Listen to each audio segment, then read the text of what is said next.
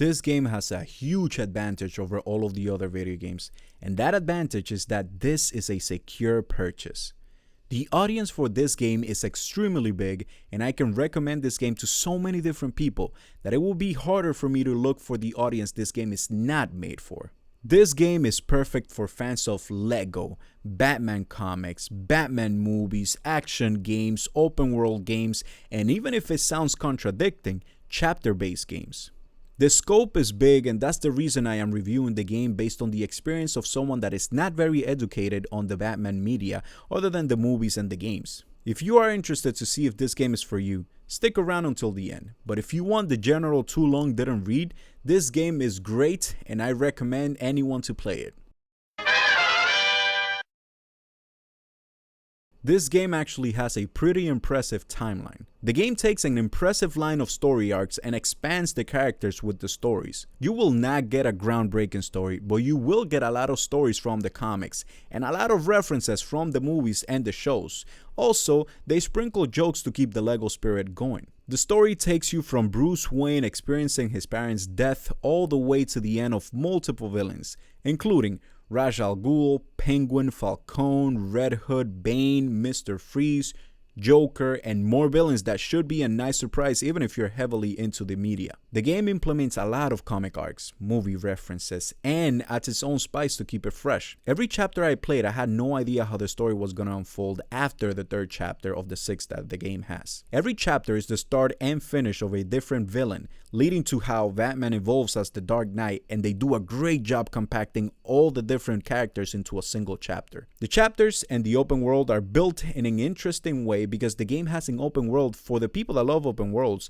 and also has chapters for the people that are only getting the game for the gameplay and the story. The open world is unlocked after doing the prologue, and you can go directly into the main missions by going into designated buildings. I actually like this because the open world is not amazing. It's just there to have the reference of the Arkham games. It is extremely similar from how it looks and what happens in it. You can use your Batmobile or other vehicles that you unlock every time you unlock a new character, or you can glide everywhere. The game doesn't try to be realistic by having mechanics like dropping altitude and then coming up to glide further. It lets you glide as fast as possible and lose as minimal altitude. The game is not trying to be annoying or restricting, and they make that clear by giving you the choice between gliding to the missions and going faster by going through wind tunnels, or by just driving everywhere and having unlimited turbo in the vehicles. The game is couch co-op, and you have a secondary character at all times. The characters change depending on the missions, but you can freely change them up whenever you want. The only complaint I could have is that Batman is always out. You can't play as Catwoman and as Jim Gordon at the same time. You can only switch the secondary character because Batman is always on the field. I understand the game is called Lego Batman, but the freedom to choose any character in the open world would be nice. One very cool thing the game has is a fast switch button.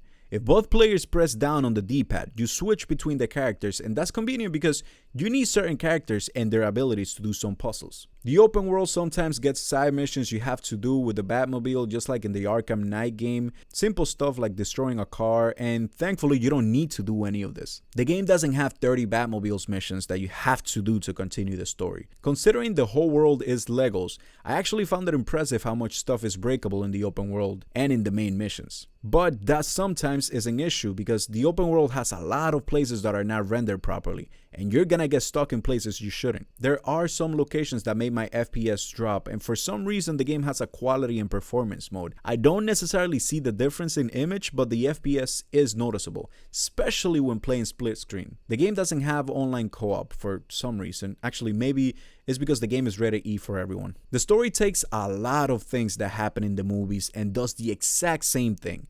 From what the characters do, having the exact same music that I can't put here because it will get copyrighted, to exactly the same thing they say. Almost every single time they change it up by putting a joke or by turning the punchline completely. And most of the time the punchlines hit really well because you are expecting the game to do the exact same thing, but when the joke comes from nowhere, it catches you off guard.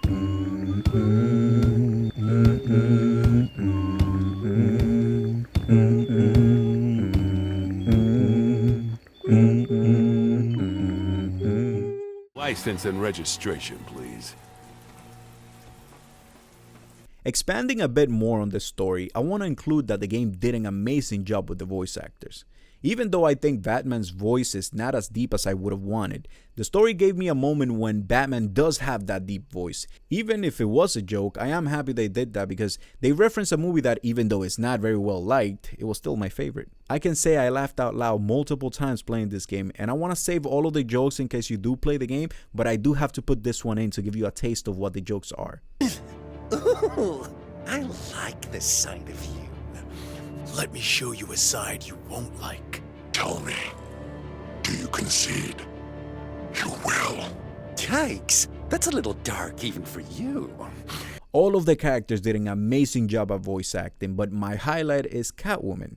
Even though this is an E-rated game, she managed to work around the rating by throwing innuendos, and her portrayal of Catwoman was extremely well done. Joker was actually a pretty close second.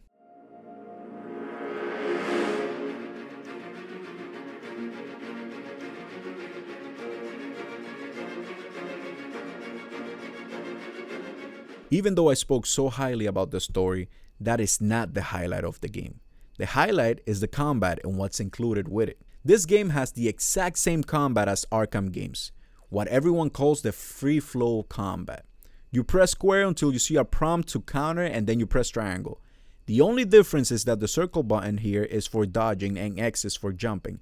In the Arkham games, the circle is to do the cape stun and X is to dodge. In the Arkham games, you have finishers you do after you hit a certain amount of moves, and this is where I was actually amazed with this game. This game has an insane amount of finishers. The first couple of hours, it wasn't noticeable, but every time I unlocked a different character, that also unlocked 2 different finishers for that same character.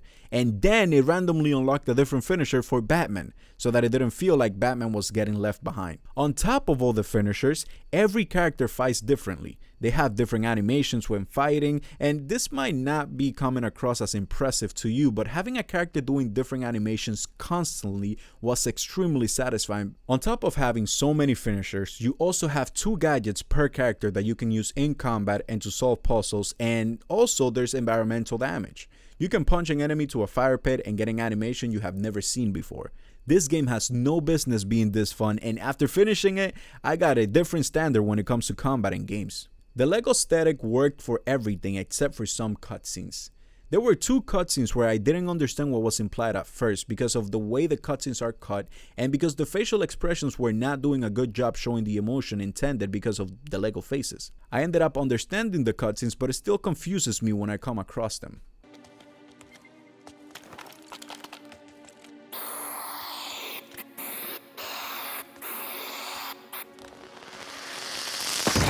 I am not a LEGO fan, and that world is something I could not understand, so I did some research to understand why people like Legos. I came to the conclusion that people love Legos because they love building stuff. Legos are like puzzles of your favorite media, and I understand how that could be fun. Legos are also collectible items. After you build them, you display them and make collections to show off. Fans normally look forward to building something and displaying it as an accomplishment of going through building it with your own hands. I went into a rabbit hole of people obsessing over Legos, and to my surprise, found that the fans also get FOMO when a new set comes out. Legos are also extremely expensive, so that adds to the FOMO for the people that are short on money and want to display their creative efforts. Now that I understand why people are into Legos, I can say that the only thing this game has that can attract the Lego fans is the look. You will not get the satisfaction of building anything in this game because the building is a simple hold of a button. You will have puzzles to do, and that's where the similarity comes in. Finding collectibles while doing puzzles in the open world is one of the things that can make you feel creative. Maybe not as much as physically building a set, but there are a few puzzles that either make you feel really smart or extremely dumb. The game has 674 collectibles you can find, and even though they're not required to advance the story, a LEGO fan can have a digital display of all these collectibles if they want to expand their LEGO collection. If you don't have wall space for another set, you can show off the digital collection instead. Even if you don't get the satisfaction that you built it, and you can't show it off physically, you can have the rights to show off the time you put into the game to get these collectibles. The cool thing about the game is that you don't need to feel FOMO because the game will always have the content. And if you're short on cash or don't want to spend hundreds of dollars on a LEGO Batman set, for example, this one, or this one, Instead of you getting that for the total price of $690 plus tax, you can spend $70 and have those sets digitally, and you get hours of fun, hours of collecting, amazing music, references, and incredible combat.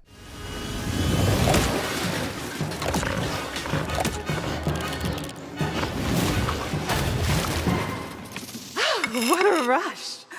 Let's do that again. Lego Batman: The Legacy of the Dark Knight surprised me. I thought the game was going to be a silly Lego game with repetitive combat, but when I finished it, I was blown out of the water.